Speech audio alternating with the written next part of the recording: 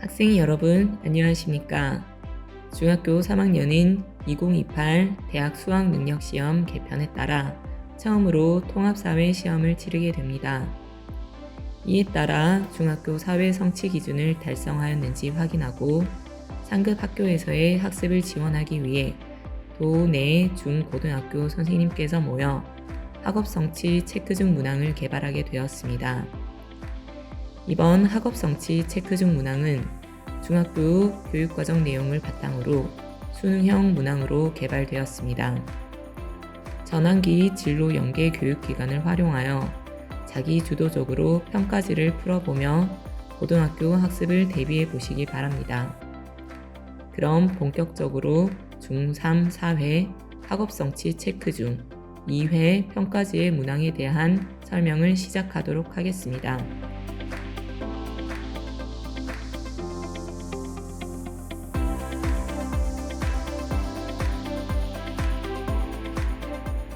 1번 문항입니다. 1번 문항의 성취 기준은 현대 한국 사회의 가정에서 발생하는 갈등을 구체적 사례를 통해 생각해보고 좋은 가족 구성원이 되기 위한 방법을 제시하고 실천 의지를 함양할 수 있다입니다. 따라서 효의 의미와 실천 방법을 이해하고 있는지 파악하기 위해 이번 문항이 출제되었습니다. 다음의 유교 경전은 효경으로 기억에 들어갈 단어는 효입니다. 효는 우리를 낳고 길러주신 부모님의 사랑과 은혜에 감사하는 마음의 표현으로 자녀로서 마땅히 지녀야 하는 도리를 의미합니다. 이와 관련한 것으로 보기를 보면 기억과 디귿이 해당됩니다. 오답 선지를 보면 니은인 경제적 지원만으로 진정성 있는 실천이 가능한 것이 아니라 경제적 지원과 더불어 진심으로 공경하는 마음이 있을 때 진정한 효를 실천할 수 있으며 리을 아무런 대가를 바라지 않고 자녀에게 아낌없이 베푸는 사랑은 부모에 대한 효가 아니라 부모가 자녀에 대한 헌신적인 사랑을 의미하는 자애를 의미합니다. 따라서 정답은 2번 기억과 니은입니다. 2번 문항입니다. 2번 문항의 성취 기준은 보편 교범과 문화 다양성의 관계를 이해하고 이를 바탕으로 문화적 차이와 다름을 존중하는 등 다양성을 긍정하는 자세를 지닐 수 있다입니다.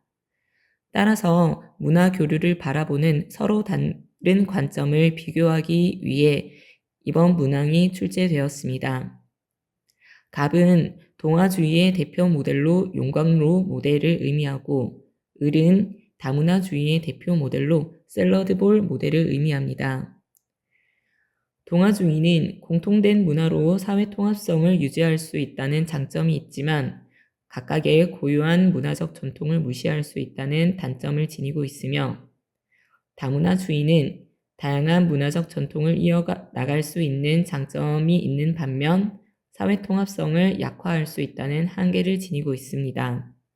보기를 보면 니은은 이민자의 문화적 정체성 유지에 도움이 되는 것은 갑의 입장이 아닌 을의 입장으로 해석할 수 있고 리을 주류 문화를 중심으로 다른 문화의 통합을 주장하는 것은 갑과 을 공통된 입장이 아닌 갑만의 입장으로 볼 수 있습니다. 그래서 정답은 기억과 디귿 2번으로 해석할 수 있습니다. 3번 문항입니다. 3번 문항의 성취 기준은 인간 존엄성과 인권, 양성평등이 보편적 가치임을 도덕적 맥락에서 이해하고 타인에 대한 사회적 편견을 통제하여 보편적 관점에서 모든 인간을 인권을 가진 존재로서 공감하고 배려할 수 있다입니다. 따라서 인간 존엄성 실현을 위한 삶의 태도를 이해하고 있는지를 파악하기 위해 이 문항이 출제되었습니다. 그림의 사상가는 칸트의 입장으로 칸트는 이성적 존재인 인간은 도덕 법칙을 가지고 있는 존엄한 존재라는 점을 강조하였습니다. 또한 자신의 행위 법칙이 보편적 입법의 원리가 될 수 있도록 행위해야 한다는 것을 강조하였습니다. 따라서 선지 문항 중에서 칸트의 입장과 가장 적절한 것은 2번 자신의 행위 법칙이 보편적일 수 있는지 고려하세요입니다. 4번 문항입니다.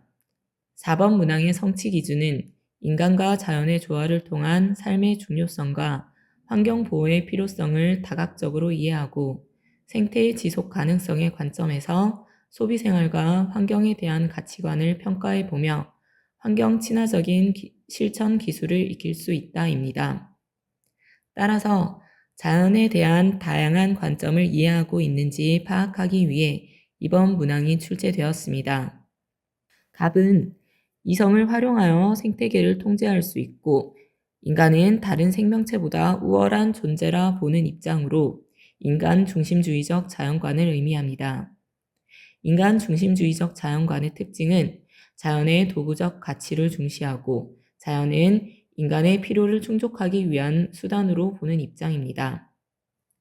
을의 입장을 보시면 을은 인간을 비롯한 모든 생명체는 생태계를 구성하는 존재라는 점에서 평등하고 인간은 그 자체로 가치를 지닌 생태계를 보호해야 할 의무를 지닌다라는 점에서 생태 중심주의적 자연관으로 해석할 수 있습니다. 생태 중심주의적 자연관은 자연의 본래적 가치를 중시하고 자연은 인간의 이익과 상관없이 그 자체로 소중하다고 보는 입장입니다. 이러한 입장으로 서로에게 할 수 있는 비판으로는 니은과 리을이 해당하며 정답은 4번이 되겠습니다. 5번 문항입니다. 5번 문항의 성취 기준은 도덕적 행동을 위한 도덕적 상상력과 민감성, 도덕적 추론의 과정과 비판적 사고의 역할을 이해하고 자신의 삶을 도덕적으로 성찰하는 태도를 기를 수 있다입니다. 따라서 도덕적 성찰의 중요성을 이해하고 있는지 파악하기 위해 이번 문항이 출제되었습니다. 제시문을 봤을 때 재판 과정에서 상부의 명령을 충실히 수행하였을 뿐 잘못을 저지르지 않았다고 보는 아이 이만의 입장. 이러한 입장은 타인의 명령을 무비판적으로 따랐을 때 발생할 수 있는 해악을 고려하지 않았기 때문에 발생한 인간성의 타락이라고 보는 이야기입니다. 이 제시문으로 봤을 때 판단과 행위에 대한 도덕적 성찰의 필요성에 대해서 언급을 하고 있고 이와 관련한 선지로 봤을 때 정답은 2번 자신의 판단과 행위에 대한 지속적 성찰이 필요하다가 되겠습니다. 6번 문항입니다. 6번 문항의 성취 기준은 열대우림 기후지역의 위치를 확인하고 열대우림 기후지역의 다양한 생활 모습을 조사하여 그 공통점과 차이점을 분석한다. 그리고 지중해성 기후와 서한해양성 기후를 우리나라 기후와 비교하고 이들 지역의 농업과 생활 모습을 조사한다입니다. 따라서 기후별 특성을 이해하고 있는지 파악하기 위해 이번 문항이 출제되었습니다. A는 연중 고른 강수가 나타나며 연교차가 작은 서한해양성 기후지역에 속하는 영국입니다. B는 적도 근처에 위치하여 연중 고온 다습한 열대 우림 기후지역에 속하는 싱가포르입니다. 제시된 그래프 중 서한해양성 기후에 해당하는 그래프는 기역, 그리고 열대 우림 기후지역에 해당하는 그래프는 디귿입니다. 니은은 지중해성 기후지역에 해당이 됩니다. 따라서 정답은 기역과 디귿 2번이 되겠습니다. 7번 문항입니다. 7번 문항의 성취 기준은 자원 분포의 편제성과 자원 소비량의 지역적 차이를 파악하고 이로 인해 발생하는 국가 간 경쟁과 갈등을 조사한다입니다. 따라서 다양한 자원의 특성을 이해하고 있는지 파악하기 위해 이번 문항이 출제되었습니다. 문제에서 기역은 편제성, 니은은 밀, 디귿은 자원민족주의입니다. 사용된 카드를 버리게 되면 석유가 남게 됩니다. 석유는 세계에서 가장 소비량이 많은 에너지 자원입니다. 따라서 정답은 4번입니다. 보기 1번 보겠습니다. 최대 수입국은 사우디아라비아이다. 석유의 최대 수출국이 사우디아라비아입니다. 중국, 인도, 미국 등에서 주로 생산된다. 중국과 인도, 미국은 산업이 매우 발달한 곳으로 석유의 소비량이 매우 많은 국가들입니다. 분포 지역의 범위가 넓어 국제 이동량이 적다. 분포 지역이 한정되어 있습니다. 편제성이 높아서 국제 이동량이 매우 많습니다. 식량 작물 중 사료용으로 이용되는 비중이 가장 높다. 5번은 석유에 대한 설명이 아니라 옥수수에 대한 설명입니다. 8번 문항입니다. 8번 문항의 성취 기준은 서로 다른 문화가 공존하는 지역과 갈등이 있는 지역을 비교하여 그 차이가 발생하는 이유를 분석한다입니다. 따라서 대표적인 분쟁 지역의 특성을 이해하고 있는지 파악하기 위해 이번 문항이 출제되었습니다. 지도에 표시된 A 지역은 카슈미르 지역입니다. 카슈미르 지역은 파키스탄과 인도, 이슬람교와 힌두교 간의 갈등으로 인해 분쟁이 지속되고 있는 지역입니다. 따라서 정답은 4번입니다. 9번 문항입니다. 9번 문항의 성취 기준은 우리나라의 영역을 지도에서 파악하고 영역으로서 독도가 지닌 가치와 중요성을 파악한다입니다. 따라서 독도의 특성을 이해하고 있는지 파악하기 위해 이번 문항이 출제되었습니다. 가에 들어갈 지역은 독도입니다. 독도는 우리나라 가장 동쪽 끝에 위치한 우리 영토로 512년 신라의 영토로 편입된 이래 우산도, 삼봉도, 석도 등 여러 명칭으로 불려왔습니다. 독도는 주민이 실제 거주하고 있으며 독도 경비대가 상주하고 있습니다. 그리고 독도는 바다 한가운데 있기 때문에 해양성 기후가 나타납니다. 독도는 해저 화산 활동으로 형성된 화산섬으로 제주도와 울릉도보다 형성 시기가 빠릅니다. 그렇기 때문에 정답은 5번입니다. 10번 문항입니다. 10번 문항의 성취 기준은 전 지구적인 차원에서 발생하는 기후변화의 원인과 그에 따른 지역 변화를 조사하고 이를 해결하기 위한 지역적, 국제적 노력을 평가한다입니다. 따라서 전 지구적 차원의 환경 문제인 지구온난화의 특성을 이해하고 있는지 파악하기 위해 이번 문항이 출제되었습니다. 가에 해당하는 환경 문제는 지구온난화입니다. 지구온난화로 인해 모기, 파리 등 해충이 늘어드는 경향성이 있습니다. 지구온난화로 인해서 봄꽃이 피는 시기가 점차 빨라지는 경향을 보이고 있습니다. 그리고 지구온난화로 인해서 가뭄이나 사막화 현상의 피해 지역이 늘어나고 있는 경향이 있습니다. 그리고 홍수, 태풍 등의 자연재해 발생 빈도가 역시 늘어나고 있는 경향성을 보이고 있습니다. 지구온난화로 인해 북반구 지역에서는 농작물의 재배 범위가 북쪽으로 확대되고 있는 경향성을 보이고 있습니다. 그렇기 때문에 정답은 5번입니다. 11번 문항입니다. 11번 문항의 성취 기준은 수요 법칙과 공급 법칙을 이해하고 이를 토대로 시장 가격이 결정되는 원리를 도출하는 것입니다. 현재 이 그래프에서 균형 가격은 4,000원, 균형 거래량은 200원입니다. 그렇죠? 바로 문제 풀어보도록 하겠습니다. 가격이 6,000원의 경우 초과 수요가 발생한다. 어떨까요? 가격이 6,000원일 때는 현재 이만큼의 추가 공급이 발생하고 있죠. 그래서 6,000원일 경우에 공급량은 300개, 수량 100개입니다. 그러므로 200개가 넘는 추가 공급이 발생합니다. 그래서 1번 틀렸죠. 가격이 2,000원일 경우에 수요량은 공급량이 3배이다. 300개, 100개죠. 3배가 맞습니다. 3번 균형 가격은 2,000원이고 균형 거래량은 100개이다. 균형 가격은 2,000원 아니죠. 4,000원입니다. 균형 거래량도 200개죠. 틀렸습니다. 가격이 2,000원인 경우에 수요량은 300개죠.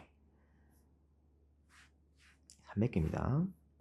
가격이 4,000원인 경우에 비해 수요량보다 가격이 4,000원일 때는 200개죠. 그러면 2,000원의 경우가 더 크겠네요. 그러니까 또 틀린 말입니다. 가격이 6,000원인 경우에 공급량은 현재 300개가 되겠죠. 4,000원의 경우는 200개입니다. 그러니까 6,000원인 경우가 더 많죠. 그래서 틀렸습니다. 정답은 2번이 되겠습니다. 12번 문항입니다. 12번 문항의 성취 기준은 국제사회의 특성을 이해하고 국제관계에 영향을 미치는 여러 행위의 활동에 대해서 조사하는 것입니다. 에볼라 퇴치의 앞장선가 국제민간 의료단체라 나와 있죠. 그래서 이 의료단체는 국경 없는 의사회라고 불립니다. 국경 없는 의사회.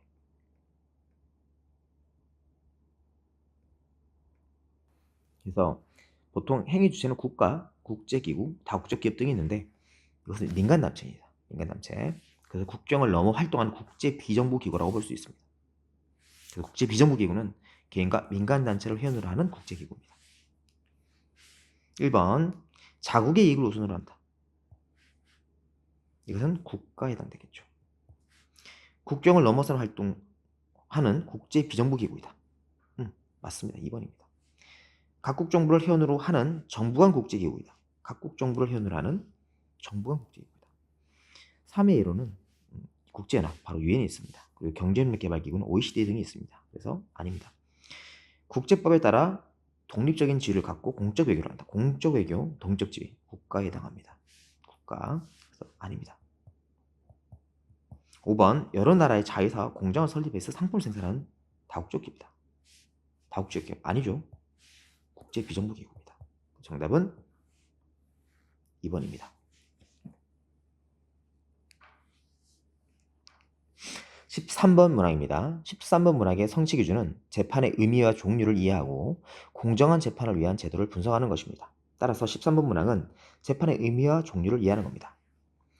갑은 현재 사생활을 회사 홈페이지에 올렸고 증거를 모아서 을을 고소했습니다. 검찰로 넘어가서 재판이 시작되었습니다. 형사재판이죠. 형사재판은 범죄 유무를 판단하고 형벌 정도를 결정하는 재판입니다. 우리나라에서는 이런 공정한 재판을 위해서 법원에 급을 두고 신급제도를 현재 운영하고 있어요. 바로 보기를 보도록 하겠습니다. 재판을 청구한 갑은 원고, 재판을 청구당한 을은 피고다. 피고 맞죠? 피고인입니다. 근데 원고는 누굴까요? 재판을 청구한 갑이 원고가 아니죠. 재판을 청구하는 것은 바로 검사입니다. 검사. 그래서 범죄 혐의가 있어서 형사재판을 받는 을은 피고인이 맞고요. 그래서 이것은 틀린 겁니다. 니은 이 재판에서는 범죄의 유무와 형벌 정도에 대한 판결, 즉 형사재판이죠. 맞습니다. 디귿 법관의 판결에 대해서 피고인이 불복한다면 상급법원에 다시 재판을 청구할 수 있다. 맞죠? 바로 신급제도로 운영하고 있기 때문에 맞습니다. 일반 국민이 배심원으로 참여하게 된다면 법관은 반드시 배심원의 의견을 따라야 된다. 아닙니다. 형사재판 1심에서 일반 국민이 배심원에 참여하는 국민 참여 재판을 한 경우에 법관은 반드시 의견을 따라야 할 이유는 없습니다. 참고사항일 뿐입니다. 정답은 3번입니다. 14번 문항입니다. 14번 문항의 성취 기준은 입법기관으로서 국회의 위상을 이해하고 국회의 주요 조직과 기능을 조사합니다. 또 대통령의 지위와 권한을 이해하고 행정부의 주요 조직과 기능을 조사하는 것. 그리고 법원의 주요 조직과 기능을 조사하고 헌법재판소의 위상과 역할을 분석하는 것입니다. 따라서 본 문항은 이러한 대한민국의 헌법 기관들을 이해하는 문제입니다. A는 국무회의 의장으로서 국권을 통솔한다. A는 대통령이죠. B는 사법부 최고기관입니다. 바로 뭘까요?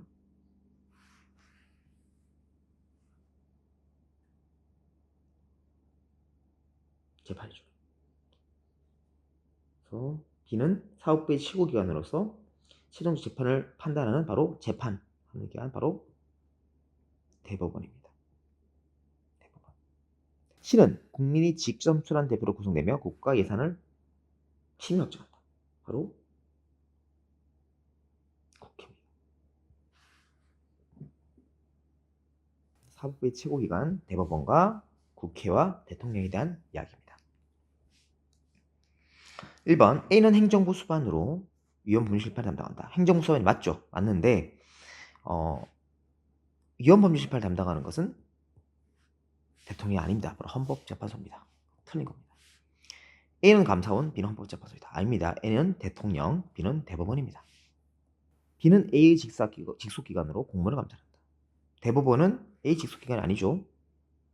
국회는 대통령의 직속기관이 아니죠. 그리고 헌법에 따라 국회와 행정부는 서로 다 견제하고 있습니다.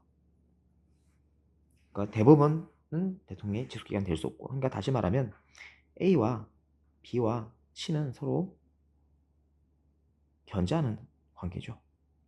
견제하는 관계입니다. 그래서 직속기관이 아니죠. 4번 B는 법률안 거부권을 사용해서 C를 견제한다.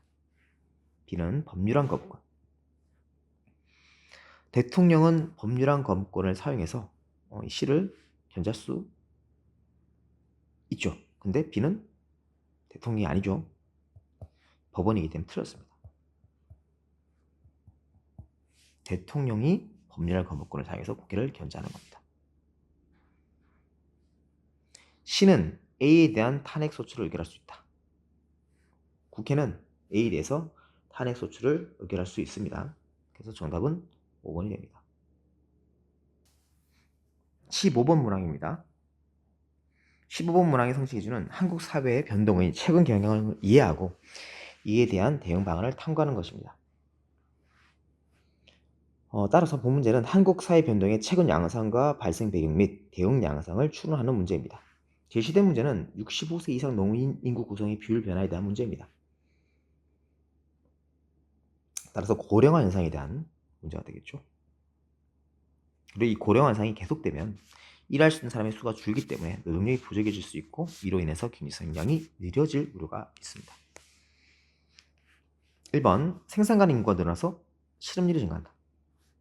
노인 인구가 고령화가 되게 되면 이게 늘어나지 않습니다. 생산 인구가 감소하는 문제가 생기죠. 그리고 인터넷 중독이나 사이버 문제는 정보로 인한 문제지 본 그림과는 관련이 크게 없습니다. 노동력이 부족해져서 경제 성장이 느려질 우려가 있다. 맞죠? 4번 외국인 근로자가 차지하는 비율이 점차 감소하고 있다. 세계화로 인해서 외국인 근로자가 증가하고 있습니다. 근데 본 지침과는 관련이 없습니다. 5번 시간적 공간적 제약이 줄어들어 개인 간 소통이 증가한다. 정보통신 기술의 발달이죠. 본 그림과는 아무런 상관이 없는 내용입니다. 정답은 3번 노동력이 부족해져 경제 성장이 느려질 우려가 있다. 16번 문항입니다. 16번 문항의 성취 기준은 외란과 호란의 성격을 동아시아 국제정세 속에서 분석한다입니다. 다들 알다시피 조선에서 가장 중요한 분기점이 되는 역사적 사건이라고 할 수 있는 이 외란과 호란, 즉 양란이라고 불리는 역사적인 사건을 여러분들이 반드시 이해를 해주셔야 되는데, 이 16번 같은 경우에는 그 중에서도 1592년에 일어난 바로 임진왜란에 관련된 자료라고 볼 수가 있습니다. 지도를 한번 보시면 명나라가 있고 조선이 있고, 그리고 이러한 조선을 일본이 침략하면서 관군, 의병, 그리고 조명연합군이 싸우는 그런 모습을 지도를 통해서 살펴볼 수가 있습니다. 다들 알다시피 당시 혼란스러웠던 일본의 상황을 통일한 도요토미 히데요시가 명나라로 가는 길목을 내놓아라 라는 명분으로 조선을 침략한 사건을 바로 우리는 임진왜란이라고 다들 알고 있고, 이 임진왜란 당시에 짧은 기간 안에 일본이 한반도 전체를 정복하고 차지하게 되면서 당시 조선이 굉장한 혼란스러운 시기에 빠지게 되었다. 이러한 상황에서 이순신과 권율과 같은 관군들이 활약은 했지만 이와 동시에 각 지역의 지형지물을 활용한 의병들도 굉장히 많은 활약을 했었다. 이처럼 관군과 각 지역의 지형지물을 활용한 의병들이 활약을 하면서 이 임진왜란 속에서 일본의 침략과 공격을 잘 막아냈고, 이후에 일본이 조선과 협상에 들어갔지만 그 협상이 제대로 이루어지지 않아 다시 1597년에 조선을 재침략하게 되는데, 우리는 이 사건을 정유 정유재란이라고 부르고, 이 정유재란에서는 다들 알다시피 이순신 장군이 활약하면서, 그리고 일본의 대장이었던 도요토미 히데요시가 사망하게 되면서 길고 길었던 임진왜란은 마무리가 되는 겁니다. 자, 그러면 이 임진왜란이 한반도 그리고 전쟁의 당사국이었던 일본에 끼친 영향은 어떤 것이 있냐? 바로 일본에서는 이후 에도 막부가 성립이 되면서 누구에게? 바로 조선에게 국교를 맺기를 원하는 국교 요청을 하게 됩니다. 이러한 일본 에도 막부의 국교 요청에 대해서 당시 조선은 그래, 우리 과거에 있었던 일은 있고 같이 한번 앞으로 잘 지내보자 라고 하는 의미에서 통신사라고 하는 일종의 사절단을 파견하게 되면서 각국 조선이 일본의 문화 발전에 굉장히 많은 영향을 주었다라는 것이 임진왜란의 결과 및 영향, 어느 나라에 끼친, 바로 일본에 끼친 영향이다라고 볼 수가 있습니다. 그래서 16번 임진왜란과 관련한 탐구 활동으로 옳은 것은 바로 일본의 통신사가 파견된 바로 5번으로 골라주시면 되겠습니다. 자, 나머지 선지 간단하게 살펴보면은 3.1운동 같은 경우에는 우리가 1회차에도 간단하게 언급되었던 1919년 고종의 장례식을 배경으로 일어났던 만세운동이고, 그 다음 2번 급진개화파 같은 경우에는 고종 때에 있었던 개화정책의 일환이었다라고 생각하시면 되고, 그 다음 3번 사군육진 개척은 조선의 어느 왕? 그렇죠. 바로 세종. 그리고 4번 척화비를 설립했던 인물은 바로 고종의 아버지인 누구? 흥선 대원군 시기의 사실이라는 거 여러분들 이해하고 넘어가시면 되겠습니다. 자, 이어서 17번 문항입니다. 17번 문항의 성취 기준은 고려의 문화유산과 대외교류의 사례를 조사하여 그 특징을 파악한다입니다. 자, 17번 문항의 자료를 보면 단군 왕검의 이야기를 수록을 했고, 이러한 다양한 역사 기록과 설화를 바로 누가 기록했다? 별표. 바로 이련 스님이 기록을 하면서 당시 단군을 시주로 하는 역사의식을 엿볼 수 있다라고 적혀 있는데, 이러한 내용을 담고 있는 이 문화유산이 바로 뭐다? 삼국유사이고, 이 삼국유사를 저술한 이련이 활동하던 시기는 언제다? 바로 고려시대다라는 겁니다. 참고로 이련 스님이 삼국유사를 저술했던 당시 시대적 상황은 바로 몽골의 침략이 있던 그러한 과정에서 이 고려라고 하는 나라의 자주성을 드높이기 위한 목적으로 역사책, 즉 단군을 시조로 하는 삼국유사를 저술을 했다라고 여러분들이 이해를 하시면 되겠습니다. 참고로 고려시대 때 저술되었던 삼국유사와 비슷한 이름의 역사서도 여러분들이 좀 기억해 두시면 좋을 것 같은데, 그 역사서의 이름은 바로 삼국사기이고, 이 삼국사기를 저술했던 인물은 대표적인 유학자 김부식이라는 거, 이 정도 여러분들이 삼국유사와 삼국사기, 이련과 김부식 다르다는 거, 비슷하다는 거 기억하시면서 17번 문항 고려에 대한 설명으로 옳은 것 2번 당시 무신들의 불만이 배경이 되어서 일어난 무신정변, 고려시대 때 있었던 사건이라는 거 체크하고 넘어가시면 되겠습니다. 자, 나머지 선지도 살펴보면 1번 진대법을 실시한 것은 고구려의 고국천왕, 이 빈민을 구제하기 위한 대책으로 진대법을 시행을 했고, 그 다음 3번 금관가야를 멸망시킨 것은 바로 신라의 법흥왕입니다. 그 다음 4번 조선의 법전이라고 할 수 있는 경국대전은 조선의 성종 때 이르러서 완성되게 되었고, 마지막 국호, 나라 이름을 남부여로 바꾼 나라와 국왕은 백제의 성왕입니다. 그래서 17번에서는 고려의 특징을 물어보고 있었기 때문에 이에 대한 정답 2번 무신정변이 일어났다. 8번 문항입니다. 18번 문항의 성취 기준은 유럽의 신항로 개척 이후 무역 확대가 유럽과 라틴 아메리카 세계에 미친 변화를 설명한다입니다. 이 주제에서 가장 중요한 개념이 바로 이 신항로 개척이라고 볼 수가 있는데, 이와 관련해서 18번 문제에서는 유럽의 신항로 개척과 관련 있는 아주 중요한 인물에 대해서 물어보고 있습니다.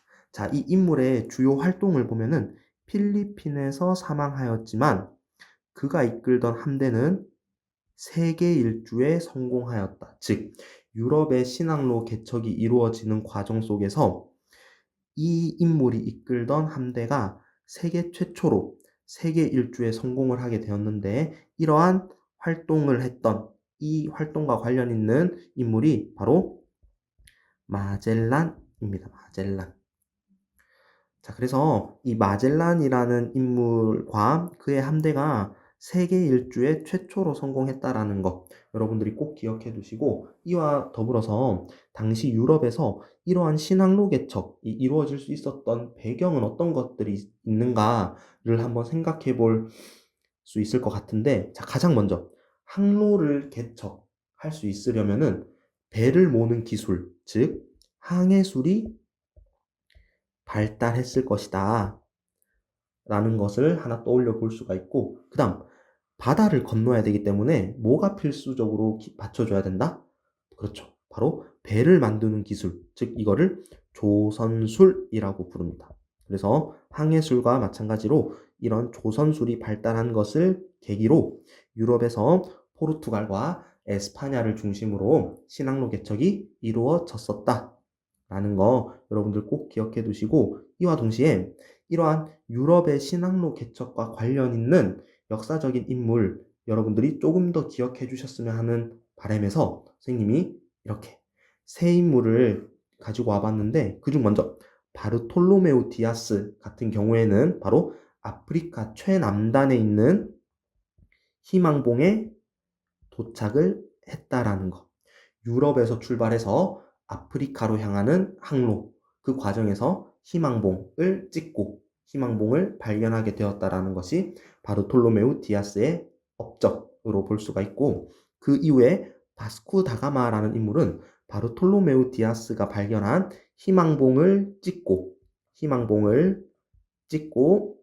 바로 인도로 향하는 항로를 개척했다. 누가? 바스코 다가마가. 그 다음 마지막으로 여러분들이 너무나도 익숙하게 잘 알고 있는 콜럼버스라는 인물은 유럽을 가로질러서 이 인도를 향하고자 했는데, 결과적으로는 콜럼버스가 도착했던 곳은 인도가 아니라 바로 어디였다? 바로 오늘날의 미국이 있는 바로 아메리카 대륙에 도착했다라는 것. 그래서 신항로 개척과 관련 있는 역사적인 인물 바르톨로메우 디아스, 바스코 다가마, 콜럼버스, 그리고 최초로 세계 일주에 성공한 누구? 마젤란까지 여러분들이 꼭 기억해 주시면 좋을 것 같습니다. 그래서 18번 문제와 관련 있는 주제는 1번 신항로 개척으로 여러분들이 쉽게 답을 골라주실 수 있을 겁니다. 자, 이어서 19번 문항입니다. 19번 문항의 성취 기준은 유럽과 아메리카의 시민혁명과 국민국가 형성 과정을 이해한다입니다. 이 중에서 19번 문항은 유럽의 시민혁명에 대해서 물어보고 있는데, 그 중에서도 바로 프랑스 혁명, 18세기 후반에 일어났었던 이 프랑스 혁명의 과정을 잘 이해하고 있나요?를 여러분들께 물어보는 문제라고 할 수 있습니다. 아마 가장 어려웠던 문제이지 않을까라고 생각이 드는데, 자, 그러면 이 19번 문항에서 프랑스 혁명의 과정을 요약해서 여러분들에게 설명드리도록 하겠습니다. 자, 먼저 당시 프랑스의 국왕이었던 루이 16세가 당시 프랑스의 재정이 악화된 것을 해결하기 위해 무엇을 소집했다? 바로 삼부회, 다른 말로 삼신분회를 소집을 합니다. 이 삼신분회에는 제1신분부터 제 3신분들이 모여서 회의를 했었는데 그 과정에서 제 1신분과 2신분, 즉 성직자와 귀족들이 제 3신분인 평민들의 입장을 들어주지 않고 오히려 이들을 루이 16세와 손을 잡고 탄압하는 모습을 보이자 이렇게 평민을 중심으로 한 제3신분들이 왕정을 폐지하고 왕을 몰아내고 공화정을 수립하자는 움직임이 전개가 됩니다.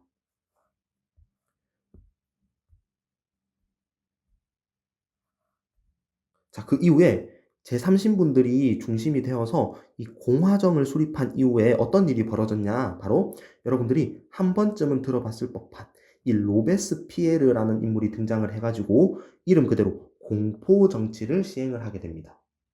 자, 이렇게 시민들의 손으로, 프랑스 시민들의 손으로 공화정을 수립을 했지만 로베스피에르가 등장하면서 공포 정치를 시행하자 이렇게 나폴레옹이 등장을 해서 쿠데타를 통해서 정권을 장악을 하게 됩니다. 이렇게 프랑스 혁명은 막을 내리게 되었지만 이후 프랑스는 나폴레옹이라고 하는 아주 강력한 인물이 집권을 하고 통치를 하게 되면서 이후 황제로까지 즉위하는 그러한 모습을 띠게 됩니다. 그래서 19번의 이 첫 번째 자료가 바로 나폴레옹이 프랑스 혁명 이후 황제에 즉위하는, 황제의 관을 쓰는 그 대관식이라고 볼 수가 있고, 이후 나폴레옹 사망 이후에 당시 오스트리아 빈에서 회의가 열리게 되는데 우리 이거를 오스트리아 빈 회의라고 부릅니다. 여기에서 유럽의 여러 나라들이 프랑스 혁명 이전으로 유럽의 질서를 개편하자라고 하면서 다시 한 번 더 유럽에는 왕정이 등장을 하게 된다. 자, 이렇게 다시 왕정이 빈 회의 이후 등장하게 되면서 다시 한번 왕이 권력을 쥐고 실권을 장악하는 일종의 전제 군주제가 등장하게 되었고, 이러한 전제 군주제에 대항했던 당시 시민들의 움직임이 어떻게 폭발하게 되었냐? 바로 이러한 7월 혁명으로 폭발하게 되었다. 그래서 더 이상 왕이라는 사람은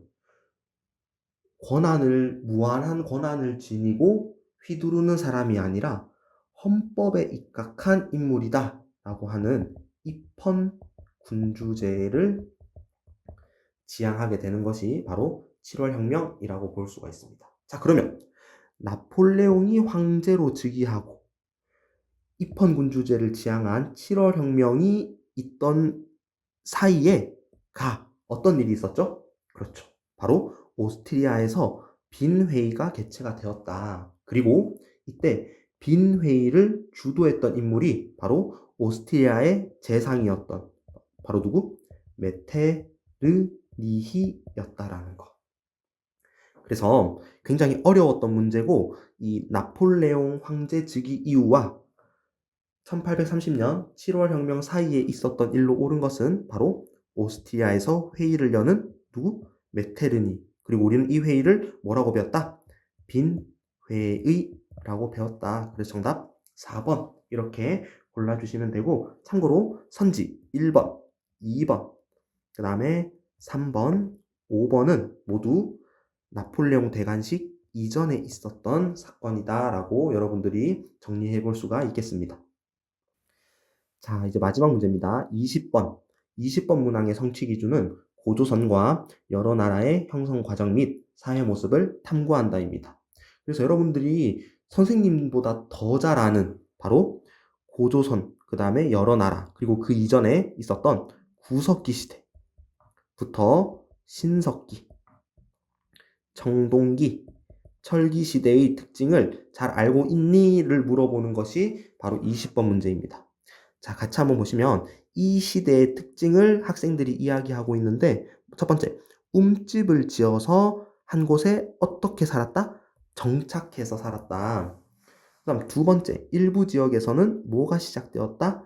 농경이 시작되었다 라는 점을 통해서 밑줄 친 이 시대는 이 네 개 중에 어떤 시대라는 것을 여러분들이 알 수 있다? 바로 신석기 시대구나 라는 것을 여러분들이 이해할 수가 있습니다.